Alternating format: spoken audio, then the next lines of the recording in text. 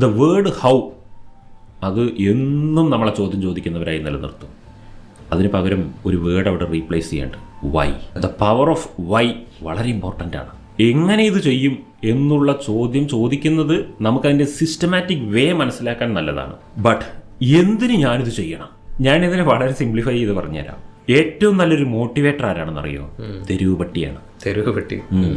ഒരു തെരുവ് പട്ടി നമ്മളെ കടിക്കാൻ ഓടിച്ചു കൊണ്ടിരിക്കുകയാണെന്നുണ്ടെങ്കിൽ എങ്ങനെ ഞാൻ ഓടണം എന്ന ചോദ്യമില്ല അവിടെ.